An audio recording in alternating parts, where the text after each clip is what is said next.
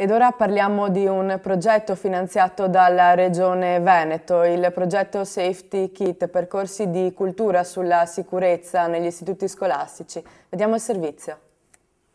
Oggi è stato presentato il progetto Safety Kit, percorsi di cultura sulla sicurezza informatica negli istituti scolastici. Siamo con Lucia Boeretto, che rappresenta il CFP San Luigi di San Donà di Piave, che in questo caso è il capofila del progetto.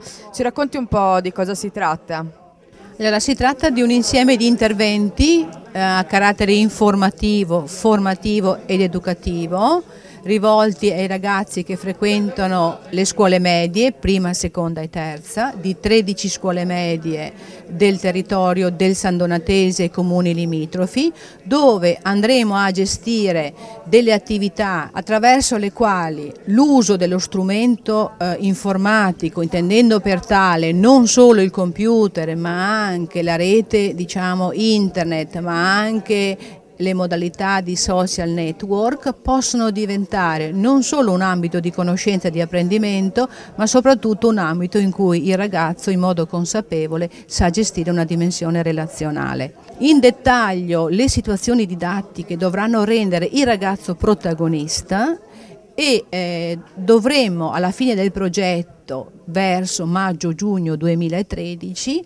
elaborare dei prodotti che diffonderemo nel territorio attraverso un evento a livello locale e poi assieme agli altri 17 progetti a livello regionale.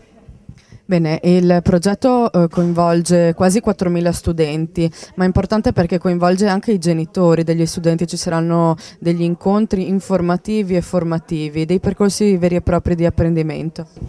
Allora, sono stati già coinvolti i rappresentanti all'interno del Consiglio d'Istituto, gli stessi genitori hanno chiesto di far parte attivamente non solo alla condivisione delle proposte ma ad essere anche destinatari di momenti. La tematica non è solo sentita ma è, diciamo, una realtà quotidiana, saranno destinatari di momenti formativi.